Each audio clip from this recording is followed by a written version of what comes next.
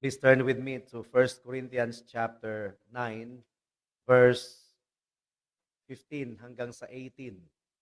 Unang Korinto, Kapitulo 9, verse 15 hanggang sa 18. At ito po ang sabi ng salita ng Panginoon. Ngunit hindi ko ginamit ang alinman sa mga karapatang ito. At hindi ko sinusulat ang mga bagay na ito upang gayon ang mangyari sa akin. Sapagkat mabuti pa sa akin ang mamatay kaysa pawalang saysay ng sinuman ang aking pagmamalaki. Sapagkat kung ipinangangaral ko ang Ebanghelyo ay wala akong dahilan upang magmalaki. Sapagkat ang katungkulan ay iniatang sa akin. Kahabag-habag ako kung hindi ko ipangaral ang Ebanghelyo. Sapagkat kung ito'y gawin ko ng maluwag sa kalooban, ay may gantimpala ako. Ngunit kung hindi maluwag sa kalooban, isang pangangasiwa ang ipinagkatiwala sa akin. Ano kung gayon ang aking gantimpala? Ito lamang, na sa aking pangangaral ang Ebanghelyo ay ginawa kong walang bayad upang hindi ko magamit ng lubusan ang aking karapatan sa Ebanghelyo. May the Lord bless the proclamation of His word this morning. Matapos pong maglaan si Apostle Paul ng 11 verses na in-establish po niya ang theological right or karapatan na tumanggap ng ministerial support, gaya ng ating napagbulay-bulayan nung mga nakaraang linggo, ay nagbigay si Pablo ng nakakagulat na disclaimer.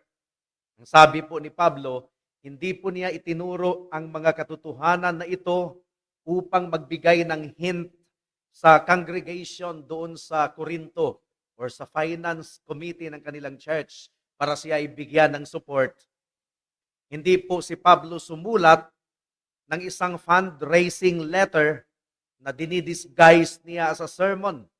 Pinili talaga niya na huwag niyang i-exercise ang kaniyang karapatan na tumanggap ng support mula sa congregation ng Corinth dahil meron po siyang na-discern na mahadlangan ang paglaganap ng Ebanghelyo kung sakaling tumanggap siya ng ministerial support doon sa Corinto. At nagha-highlight ito ng transparency and integrity na kinakailangan sa mga nasa ministry ng pangangaral ng salita ng Diyos. Ang konsensya po ni Apostle Paul ay napakalinaw at ang kaniyang pagpapagal ay hindi po commodity na kaniyang ipinagbibili. Dinipensahan po ni Apostle Paul ang office of the ministry kahit hindi po siya humihingi ng personal gain mula nito. And this ensures that his message is never seen as a get-rich scheme. Hindi po siya nagpapayaman dahil sa Word of God. At pinipreserve ni Apostle Paul ang karangalan po ng Ebanghelyo. So sa ating pagbubulay-bulay po ngayong umaga, i-explore po natin ang laman ng puso ni Apostle Paul na nakatali po sa Ebanghelyo to the point na sinabi po niya, "Woe am I, kahabag-habag ako, if I do not preach the gospel." Makikita natin ang isang tunay na lingkod ng Diyos. Ano ba ang reward na naghihintay sa isang tunay na lingkod ng Diyos? Hindi po ang ginto ng mundong ito, kundi ang ating reward ay ang kaluwalhatian ng ating hari. At matututunan din po natin that when God truly lays hold of a man, kung tinawag talaga ng Diyos ang isang tao, that man no longer asks, "What is my right?" Kundi ang kanyang tanong is, "How can I most clearly show the world that this gospel is absolutely free?" Kaya ang tema po natin sa umagang ito is the slave of the gospel. Ang alipin ng Ebanghelyo. Paul called himself the slave of a gospel. At naramdaman po niya ang necessity of preaching the gospel. Nakita niya na ang gospel preaching is stewardship. At meron siyang tinatawag na holy boasting, yung banal na uri ng pagmamapuri or pagmamalaki dahil sa biyaya ng Diyos. Meron pong apat na bahagi ang ating pagbubulay-bulay sa umagang ito. Una, the integrity of the minister. Pangalawa, the divine mandate. Pangatlo, the sacred stewardship. And pang-apat, the paradox of the reward. At naway tulungan po tayo ng ating Panginoon sa ating pagpapatuloy sa pag-aaral ng kaniyang salita. Dumako muna tayo sa panalangin. Hilingin po natin ang tulong ng ating Diyos. O aming Diyos, salamat po sa biyaya ninyo ng inyong ibanghelyo na ibinigay ninyo sa amin ng libre, walang bayad. Ang kaligtasan ay walang bayad. At dahil tinubos ninyo kami, hindi namin sarilinin ang inyong biyaya, but we have to proclaim it to others. Thank you for the burning desire and burning passion that you have put in our hearts to really proclaim the Lord Jesus Christ no matter what. And this morning, O God, we pray that you will lay hold of your servant, that he will really be able to proclaim the gospel with power and anointing. At naway tulungan ninyo ang mga kababayan namin at maging ang mga nandito sa Pillar of Truth na makakapakinig ng pangangaral ng inyong salita, wala nawang malagpasan ng inyong biyaya. Magligtas kayo ng marami sa umagang ito. Ito po ang aming samo at dalangin sa pangalan ni Jesus. Amen. The integrity of the minister. And the integrity of the minister is that he is allowed to boast in grace. Allowed siya na magmapuri or magmalaki sa biyaya ng Diyos. Verse 15. Ang sabi po ng verse 15, ngunit hindi ko ginamit ang alinman sa mga karapatang ito, yung karapatan na tumanggap ng support, at hindi ko sinusulat ang mga bagay na ito upang gayon ang mangyari sa akin. Sapagkat mabuti pa sa akin ang mamatay, kaysa pawalang saysay ng sino man ang aking pagmamalaki. So mas pipiliin pa ni Pablo na mamatay kaysa sa mapigilan siya sa pagmamalaki. Di ba kasalanan ang pagmamalaki? Bakit ipinaglalaban ni Apostle Paul ang kaniyang karapatan na magmalaki? Well, this is a holy kind of boasting. Gaya ng sinasabi ng banal na kasulatan. In-establish ni Apostle Paul ang karapatan niya na tumanggap ng financial support, but he issues a disclaimer. Ang sinabi ni Apostle Paul, I made no use of any of these rights. Sa pamamagitan ng pagsuko ni Pablo sa kaniyang karapatan, ay pinapatunayan niya na hindi siya peddler of the word. Please turn to 2 Corinthians chapter 2, verse 17. Ito po yung isa sa paratang ng mga taga-Korinto kay Pablo. Kaya pala hindi talaga siya tumanggap ng support. Meron talagang kakaiba sa congregation na yon. 2 Corinthians chapter 2, verse 17. Ang sabi po dito, sapagkat kami ay hindi gaya ng marami na kinakalakal ang salita ng Diyos, kundi bilang mga taong tapat, bilang inatasan ng Diyos sa harapan ng Diyos ay nagsasalita kami para kay Kristo. Now, sa pagtanggi ni Apostle Paul na i-exercise niya ang kaniyang right na tumanggap ng financial support, pinapatunayan niya na hindi niya kinakalakal ang salita ng Diyos. Kaya ang kaniyang pagmamalaki is that ang gospel ay napaka-valuable that it is really worth sacrifice of his physical comfort. So mas pinili niyang hindi tumanggap ng financial support kaysa sa mahadlangan ang pangangaral ng Ebanghelyo. Mas mahalaga ang pag-advance ng gospel kaysa sa support na kaniyang matatanggap. So there is the sacrifice on the part of the Apostle Paul that he had to work for his living. Kailangan po niyang magtrabaho dahil mas importante pa ang Ebanghelyo kaysa sa financial support na kaniyang matatanggap. The gospel is not a commodity for sale. Hindi po nagpipreach si Apostle Paul in order to get rich. Ang integridad po ni Apostle Paul ay nakaangkla sa biyaya ng Diyos na kanyang ipinagmamalaki. This is not a sinful boasting of his own strength, but this is a holy kind of boasting on the sufficiency of God. So what kung hindi niya tatanggapin ang financial support mula sa church doon sa Corinto? Mabubuhay ba siya? Oh yes, yun ang kanyang ipinagmamalaki. That despite refusing to receive support from the church at Corinth, hindi po siya pinababayaan ng ating Diyos. Umaasa siya sa kasapatan ng ating Panginoon. And that is why Paul would rather die than having the freeness of the gospel questioned. Mas pinili pa niyang mamatay na lang kaysa i-question ang integridad ng gospel. He refused to let the gospel look like a pay-to-play scheme. Na kung hindi ka magbayad sa akin, ay walang talent na masasaksihan po ninyo.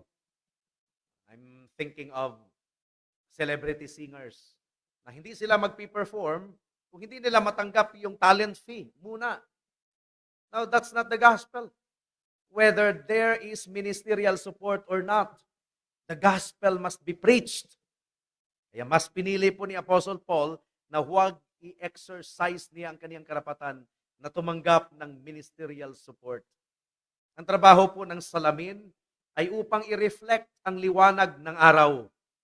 Kung ang salamin ay natatakpan ng putik ng greed or self-interest, ang reflection po ay madistorted.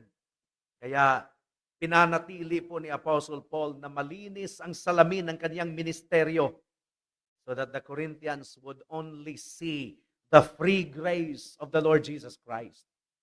So sacrificial, that was the integrity of the Apostle Paul. At gaya ng sinabi ko, this is a holy kind of boasting. Gaya ng sinabi ng Jeremiah chapter 9, verse 23 and 24. Nauna na pong kinuote ni Apostle Paul sa chapter 1. Jeremiah chapter 9, verse 23 hanggang sa 24. At ang sabi po dito, ganito ang sabi ng Panginoon, huwag magmapuri ang marunong sa kaniyang karunungan, at huwag magmapuri ang makapangyarihan sa kaniyang kapangyarihan. Huwag magmapuri ang mayaman sa kaniyang kayamanan, kundi ang magmamapuri ay dito magmapuri, na kaniyang nauunawaan at nakikilala ako, na ako ang Panginoon na nagsasagawa ng kagandahang loob, ng katarungan at ng katuwiran sa daigdig, sapagkat sa mga bagay na ito ay nalulugod ako, sabi ng Panginoon. If anyone boasts, let him boast in the Lord. Ang tunay na boasting pala, nakatanggap-tanggap sa harapan ng Panginoon, focuses on the character of God. Pinagmamalaki niya ang katapatan ng Diyos, ang character of God. And this is the kind of boasting ng lingkod ng Panginoon ay naramdaman ng lingkod ng Panginoon many years ago, nung inumpisahan po ang gawain sa Salitran. Nag-umpisa kasi sa isang charismatic Pentecostal with all of the tambourine and gown and all of the ribbon dancing. And then pumasok ang thorough biblical reformation, tinanggal ang lahat ng iyon, tinanggal ang mga drums, lahat ng mga entertainment element, and we stuck to the preaching of the Word of God. Now, we have this kind of boasting na imbis na pinagtatawanan ng ibang mga churches na lalangawin ang gawain, at wala nang dadalo dahil wala nang praise and worship, but this is the kind of boasting that we could show to the world. Imbis na nilangaw ang ministry, mas lalong naging consistent ang attendance at mas lalong naging maayos ang worship at ang mga tao ay naging gutom sa salita ng Diyos. This is the kind of boasting that we could have sa ministry. Not because the preacher is good, not because we are so pleasant in our personality, that people will be drawn to us, but it is because of the power of the Word of God. It is because of the truthfulness of the Word of God. So it's okay to exercise this holy kind of boasting so long as the object of our boasting is not in ourselves, but it should be in the character of God. Si Pablo ay nagmalaki that he could preach for free. Bakit? God is the sovereign provider. Ang Diyos ay sovereign provider who sustained him through tent making and other means. We don't have big budget yet dito sa Pillar of Truth, but we are confident that wherever God sends us, He will also provide. And He did provide. And He has provided. And we believe that God will continue to provide for the needs of this ministry. Kung tinanggap sana ni Pablo yung pera mula sa suspicious and immature Corinthians, ang kaniyang pagmamalaki sa isang purely selfless, grace-filled ministry would have been deprived or made void. Kaya tumanggi si Apostle Paul na madungisan ang salamin na nagre-reflect sa kaluwalhatian ng Diyos. Ang tanong dito, mga kapatid, dito sa Pillar of Truth, do we serve the Lord for what we can get or for the joy of what we can give? Ano ba ang motive natin sa ating paglilingkod sa Diyos? Ang puso na tunay na nakakaunawa sa biyaya ng Diyos ay isang puso na umiibig na maglingkod without a price tag. Maglilingkod ng walang price na tinatag natin para sa ating sarili. Now, kung si Pablo ay mas pipiliin pa niyang mamatay than to have the freeness of the gospel questioned, how much do we value the gospel? If the free grace of Christ is our greatest ground for boasting, or are we still trying to boast of our own religious performance? Hindi po yan ang ating pinagmamalaki. Now, samantalang tumanggi po si Pablo, natanggapin niya ang kanyang right, the right still existed. Kasi pinag-uutos ng Panginoon ang mga nangangaral ng Ebanghelyo ay kukuha ng kanilang kabuhayan mula sa gospel. So, while Paul waived his right, the right still existed. And a healthy church should be so generous that a pastor never needs to secure provision, allowing him to focus entirely on the boast of the gospel.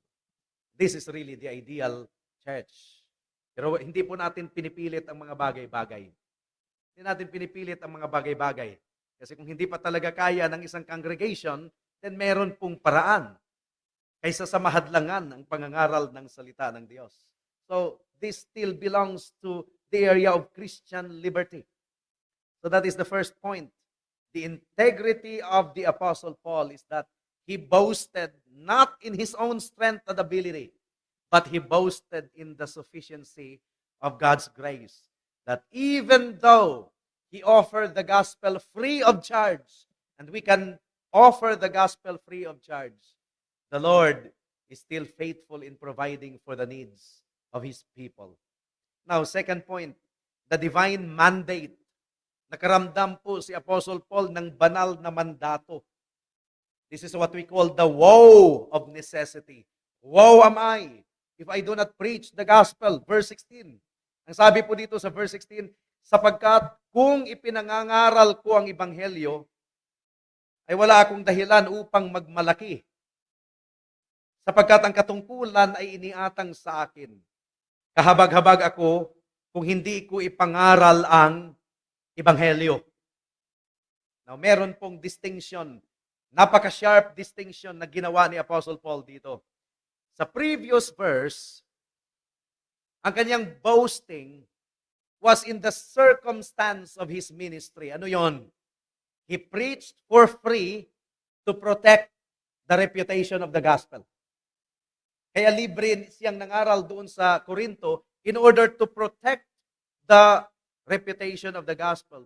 But in this verse, sa verse 16, nilinaw po ni Apostle Paul na hindi niya maaring ipagmayabang ang preaching mismo. Hindi pwedeng ipagmayabang ni Pablo na siya ay nag-preach. Yung act of preaching, yun ang kaniyang tungkulin eh. Kung ginagawa niya ang pangangaral, dahil yan po ang kaniyang calling, alangan naman hindi siya mangaral. So kung nakapangaral siya ng gospel, wala siyang rason na magmayabang. Dahil yun ang kaniyang tungkulin eh. Magmamayabang si Apostle Paul kung siya ay siya ay nag-circus na itinapon niya yung mga apoy-apoy. Hindi yun ang kanyang calling eh. Pero nagawa niya, meron siyang reason for boasting. Pero kung ang kanyang reason for boasting, kung mag-boast siya sa act of preaching itself, there's no reason for boasting kasi yun ang kanyang trabaho. Just as the sun cannot boast because it shines, ang araw, hindi naman magbo-boast ang araw dahil siya ay nag-shine, yun ang kanyang trabaho eh. Or hindi po pwedeng magmayabang ang ulan dahil siya ay bumagsak sa lupa, yun ang kanyang trabaho eh. Ang preacher ay hindi po maaring magmayabang sa kanyang preaching. Bakit? Diyan po siya nilagay ng Diyos. There is a necessity laid upon me. Ayon pa kay Apostle Paul, there is a necessity laid upon me. Anong tawag po dito? This is the inward call. Inward call. Kung sa Latin pa, vocatio interna. Na malinaw na tinuturo po ng banal na kasulatan. Kung tinatawag talaga ng Diyos ang isang tao upang maging mangangaral ng kaniyang salita, walang makakapigil niyan. Wala talagang makakapigil niyan. He will really feel para siyang nasusunog sa kaniyang mga buto kung hindi siya mangaral ng Ebanghelyo. And that is why preaching for that man is no longer a career choice. It is a spiritual compulsion. Woe am I if I do not preach the gospel. Itong woe na ito ay isang banal na pagkatakot bilang katiwala ng salita ng Diyos. Kung mananatiling tahimik ang isang tao, yan po ay katrayduran sa hari na tumawag sa kanya upang maging mangangaral ng salita ng Diyos. Kaya, para sa mga nais maging pastor, itanong talaga ninyo ang inyong sarili. Are you sure of your internal call? Para sa mga nagnanais na mag-preach, are you really sure? Do you feel this burning desire to the point na masasabi mo talaga, woe am I! If I will remain silent, I have to speak up the word of God. It's burning deep inside of me. Huwag po nating baliwalain ang internal call. Kasi nga ang people na naturally gifted to speak in front of the public, they can preach and they can enthuse the crowd. But when situations go wrong, and when the talent fee is no longer favorable to them, they will really surrender. Why? Because they are not called to preach the gospel. Kaya nga, sabi po ni Charles Spurgeon sa kanyang lectures to my student na book, if you can do anything else, do it. Kung meron ka pang ibang magagawa, sige, gawin mo. But if you must preach, if you feel a woe upon you, if you do not, then and only then go. Yun ang sinasabi ni Charles Spurgeon, and I believe. So kung meron ka pang magagawa, maliban sa pagpapastor or maliban sa pangangaral, sige, gawin mo. Huwag kang pumasok sa preaching ministry kung wala kang inward call na nararamdaman. Woe am I if I do not preach the gospel. Nakakatakot po maging teacher. Bakit? James chapter 3 verse 1. James chapter 3 verse 1. Nakakatakot pong maging teacher. Sabi po ng James chapter 3 verse 1.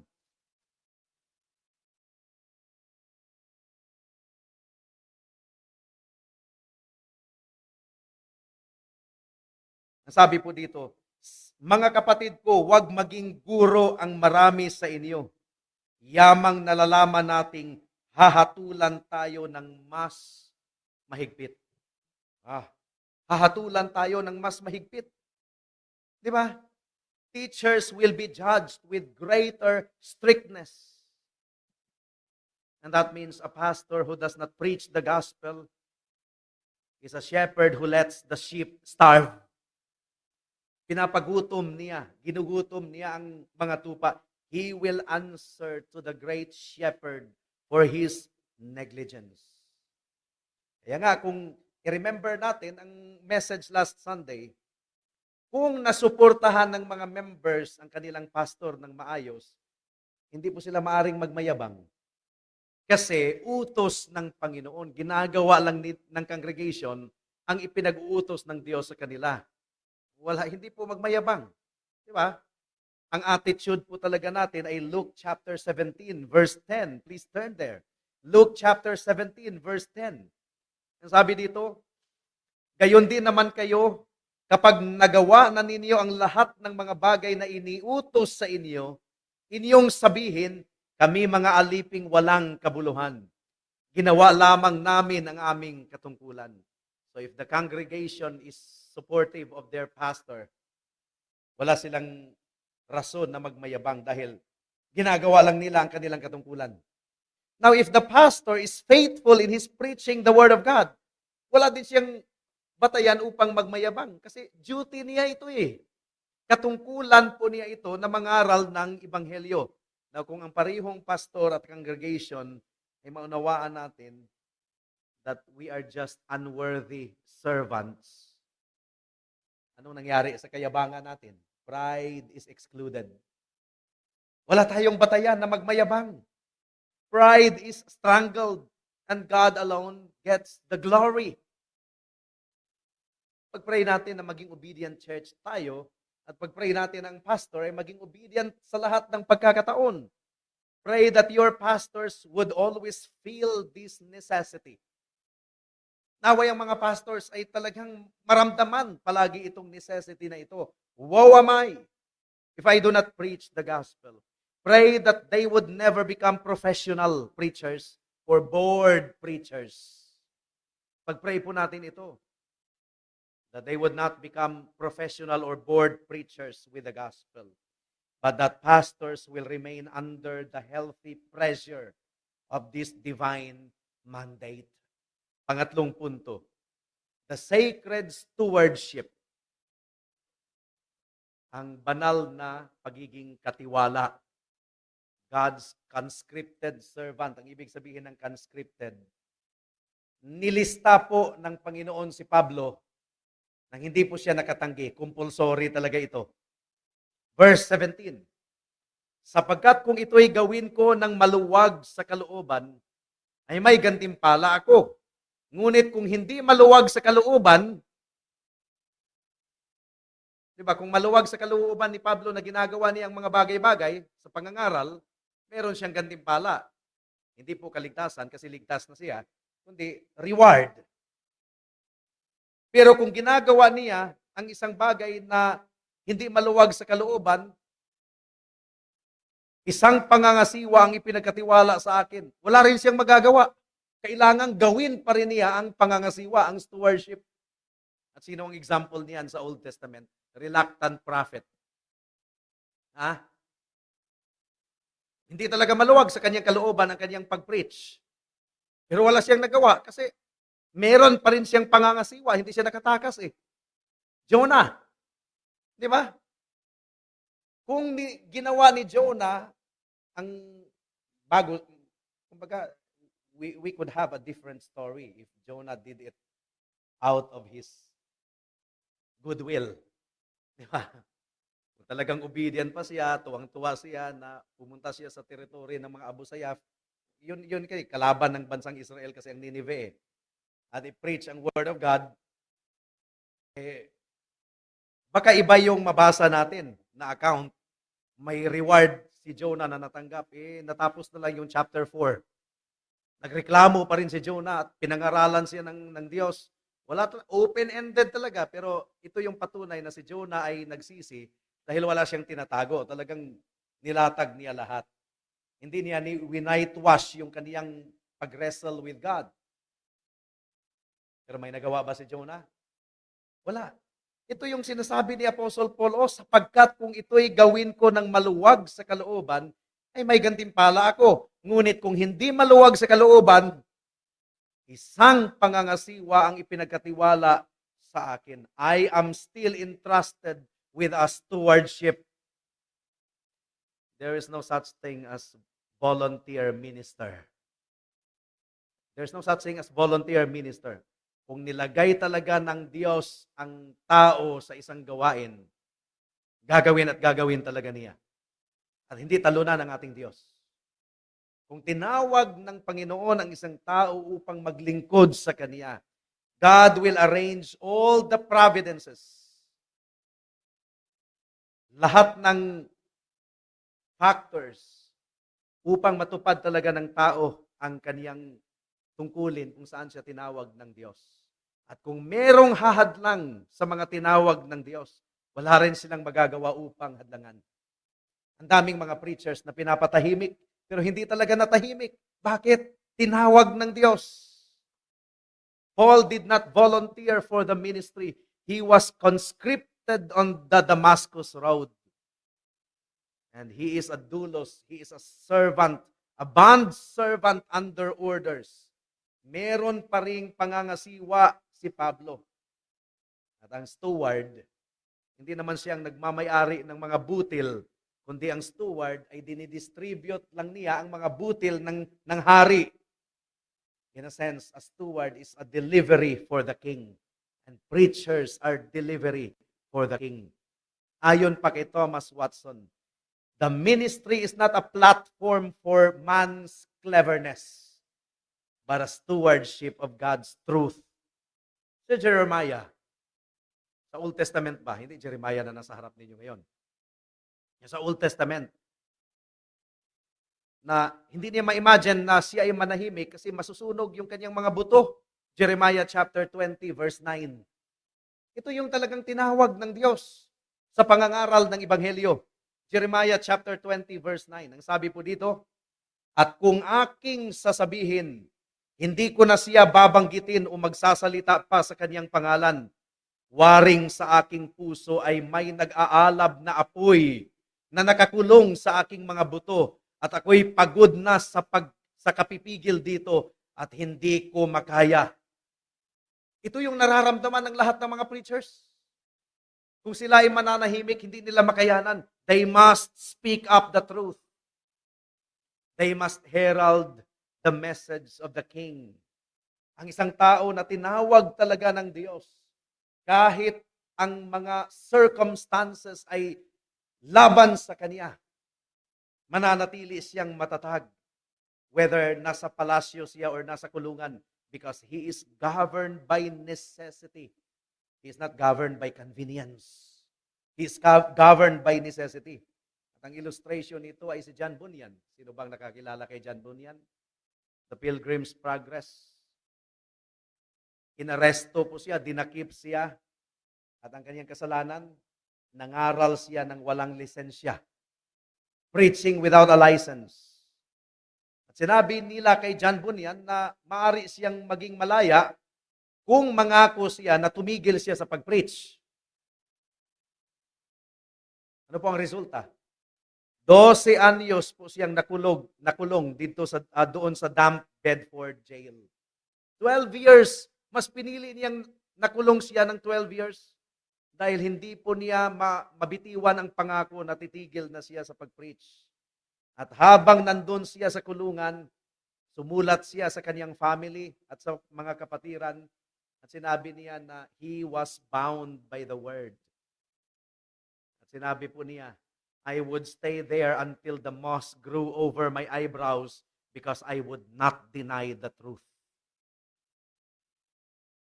Bakit mas pinili ni John Bunyan na manatili doon sa kulungan? Na pwede naman sana siyang maging malaya at maging komportable sa kanyang tahanan. It is because the word was a fire in his bones. He wasn't governed by the convenience of freedom, but by the necessity of his stewardship. Walang choice si John Bunyan sa kanyang isipan. The King of Kings has spoken, and the servant had to herald the message, even if the pulpit was a prison cell. At doon po sa kulungan, sinulat ni John Bunyan ang kanyang Pilgrim's Progress. At doon sa kulungan ay nangaral pa rin siya. Think of a preacher na hindi isang uri ng tao na pinipili niya ang kanyang sasabihin, but he is a man who is being forged. Merong specific message. The whole counsel of God na kailangan pong ipangaral. Ang salita ay parang apoy. Di ba ang apoy ay mainit yan? Uncomfortable talaga yan. Kung ikikip mo ang apoy sa sa loob mo at hindi mo babanggitin. It consumes the man's own ambitions and melts his pride. Ang salita daw parang maso na dumudurog. Jeremiah 23:29. At ang maso na yan ay ang blow ng banal na espiritu. At ang resulta, hindi po matatahimik ang isang tao na tinawag ng Diyos. The man doesn't stay at his post because the pay is good or the people are kind. Nananatili ang tao sa kanyang preaching post because he has been hammered into a specific shape for a specific purpose. Kung ang isang tao na yan ay magtatangka na manahimik, the heat of the fire in his bones becomes more painful than the stones of the world's persecution. Gaya ng sinabi po ni Charles Spurgeon, if God has not called you, you will be, no. Nagkamali ako. Sabi ni Charles Spurgeon, if God has called you, kung tinawag ka ng Diyos, you will be miserable doing anything else. You will feel like a fish out of water or a man in a burning house until you are back in the pulpit delivering the king's bread. Di ba? Matindi. Matindi ito. Ang mga tinawag talaga ng Diyos sa pangangaral ay kailangan talagang mangaral dahil meron pong apoy sa kanilang kaloob-looban na nagtutorment sa kanila if they will remain silent. And that leads us to the fourth and final point, the paradox of the reward. Ano ba ang reward ni Paul? Matapat siyang nangaral kahit wala siyang ministerial support. Mas pinili niya yon. Wag lang mapigil ang kanyang pangangaral. Wag lang mahadlangan ang gospel. Ano ba ang reward ni Apostle Paul? Well, ang reward ni Apostle Paul ay baliktad. Hindi po ginto ang kanyang reward, hindi po pera. Ang sabi po sa verse 18, please turn there. At kung gayon ang aking gantimpala, ito lamang. At kung gayon ang aking gantimpala, ano kung gayon ang aking gantimpala? Ano daw ang kanyang gantimpala? Ito lamang, na sa aking pangangaral, ang ebanghelyo ay ginawa kong walang bayad upang hindi ko magamit ng lubusan ang aking karapatan sa ebanghelyo. Hindi niya ginamit ng lubusan. Hindi niya sinabing hindi talaga niya ginamit. Kasi tumanggap pa rin siya ng support mula sa ibang churches. Katulad ng church doon sa Philippi at church ng Ephesus. Nag-support pa rin yon kay Paul. Hindi niya ginamit ng lubusan dahil hindi siya tumanggap ng support mula doon sa Corinth. Paul does not say he has no rights. He says he chooses not to make full use of them. And this is the hallmark of Christian maturity and pastoral love. Tunay pa rin yung right, but the restraint that Paul experienced is for the sake of the weak. So this is liberty restricted by love. Hindi pa rin lumabas si Pablo sa usapin ng Christian liberty. And what is the privilege experienced by Paul when he exercised self-denial? Usually, ang reward po natin ay paycheck. Pero para kay Pablo, yung gantimpala na kanyang natanggap is the privilege of not being paid by the Corinthians. Baliktad, no? Ang reward niya is the privilege of not being paid by the Corinthians. His reward was the joy of preserving the gospel's reputation. Yun ang kanyang reward. Tuwang-tuwa siya.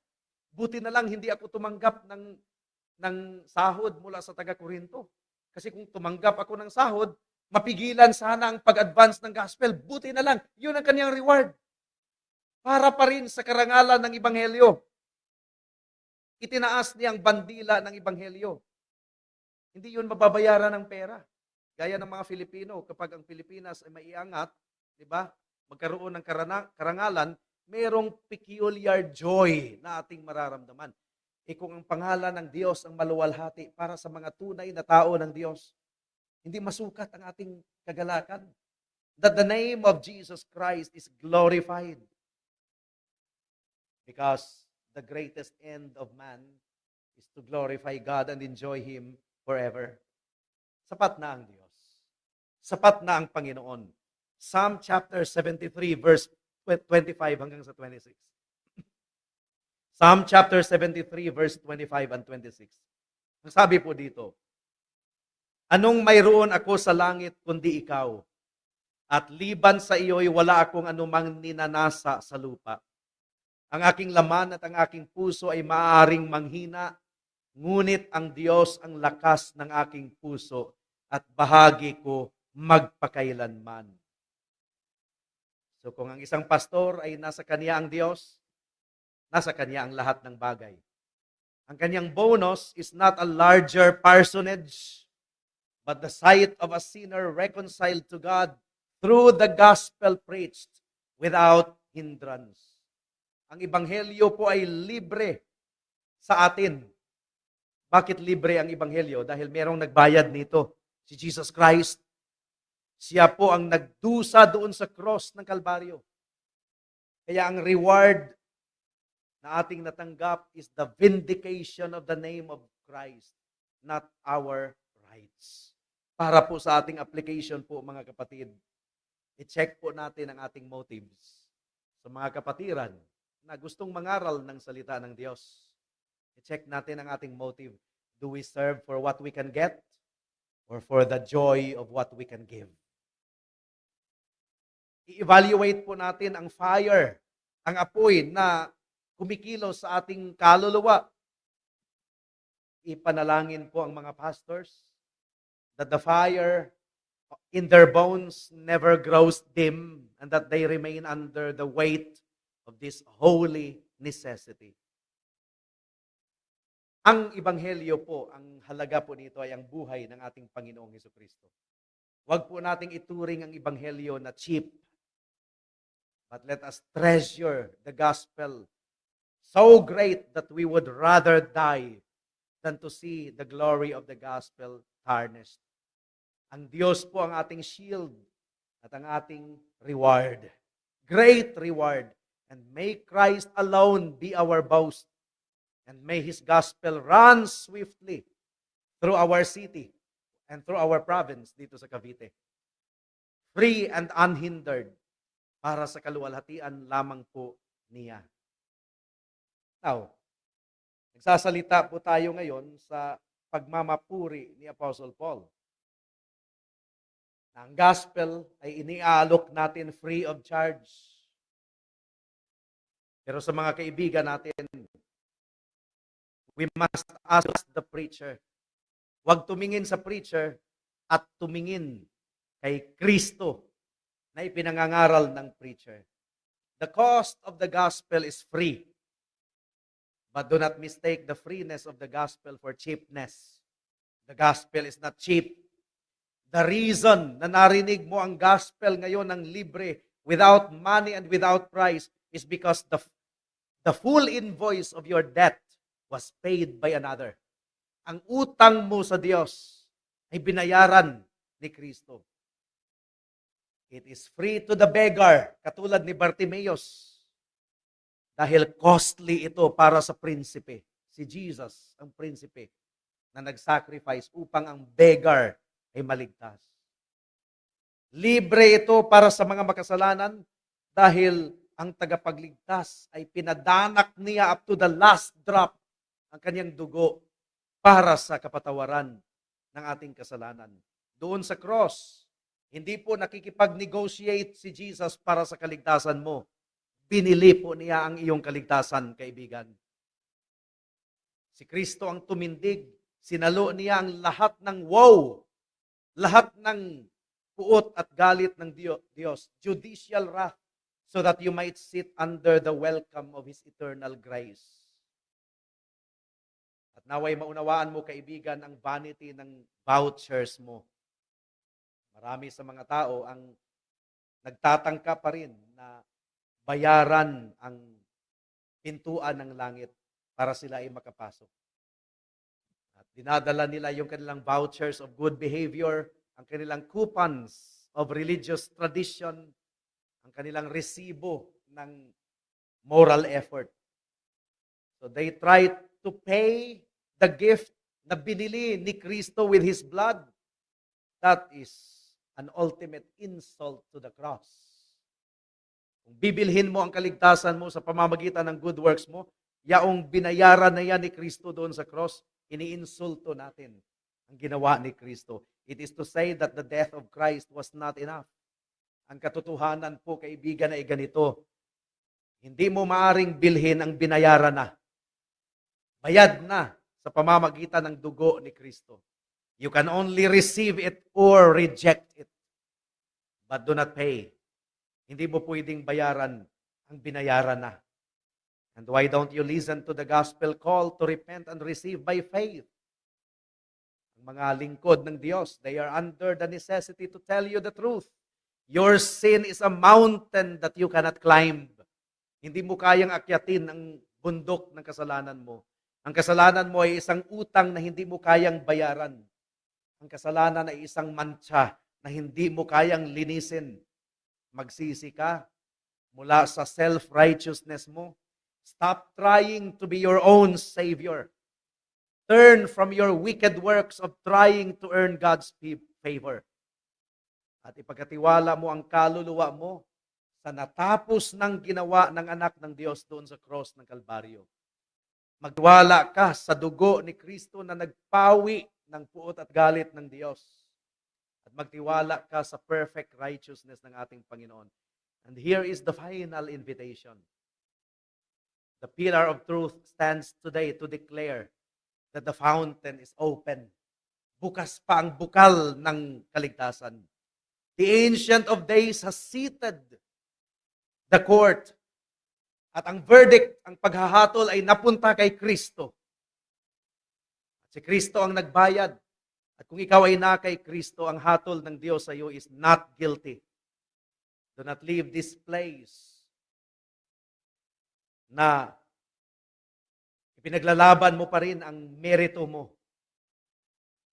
Lumapit ka kay Kristo bilang isang alipin na hindi karapat-dapat. Lumapit ka sa amo na punong-puno ng biyaya. The Bible tells us, come and drink of the water of life freely. Magsisi ngayong araw na ito at manampalataya sa Ebanghelyo. And find that Christ is not only your Savior, He is your exceeding great reward. The gospel is a gift of free grace. Hindi ito cheap grace. Ang halaga nito ay ang buhay ng anak ng Diyos, ang dugo ni Kristo. And therefore, to offer unto God good works as a payment is to trample upon the blood of the covenant. Para sa mga kapatiran dito sa Pillar of Truth, narinig ninyo na ang gospel ngayon ay hindi po suggestion na dapat po nating pagtalunan, but it is a sovereignty to be obeyed.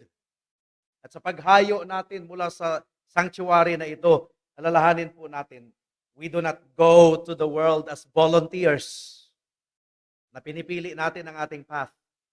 Tayo ay hahayo, papasok sa ating trabaho, babalik sa ating neighborhood bilang mga katiwala ng katotohanan ng Ebanghelyo na libre na matatanggap ng sino man because the Son of God paid for it on the cross of Calvary. Huwag nating ikahiya ang ating Diyos. Huwag nating, kung ang sinasabi po ng korte, you have the right to remain silent. Di pa pag i-aresto tayo, you have the right to remain silent. Magsasalita ka lang kung ano ang ituturo ng abogado sa iyo. My dear brethren, we don't have the right to remain silent. Magiging questionable tayo kung mananahimik tayo kung nandito sa atin ang katotohanan. We have to speak up. We don't have the right to remain silent. Live in such a way this week that the world sees the freeness of Christ's grace na pinapakita ng ating paglilingkod sa Kanya sa pamamagitan ng pagbabahagi ng Ebanghelyo sa mga hindi pa nakakilala sa ating Panginoong Hesukristo. At sa mga kaibigan natin, nawa ay tumakbo kayo papunta kay Kristo. At huwag mo nang ipagpabukas pa, kaibigan, sapagkat baka hindi na darating sa iyo ang bukas. Tayo po ay manalangin. O aming Panginoon, salamat po sa mensahe ninyo sa umagang ito. Hinihingi po namin, O Diyos, na bigyan ninyo kami ng wisdom, karunungan, na mas i-value pa namin ang gospel kaysa sa temporary financial reward. Our delight is that the gospel will be advanced, even though circumstances will be difficult, because your grace abounds, O God, at hindi niyo pinapabayaan ang inyong mga tao. Hindi niyo pinapabayaan ang iglesia. We have to be willing to spend and be spent for the cause of Christ. At naway ang mga kaibigan po namin ay makita nila ang kanilang tunay na problema at makita na libre ang Ebanghelyo dahil si Kristo ang nagbayad nito doon sa cross ng Kalbaryo. Ito po ang aming samo at dalangin sa pangalan ni Jesus. Amen. Tayo po ay magsitayo at awitin po natin ang isang himno na hango sa 1 Corinthians chapter 9, verse 15 to 18.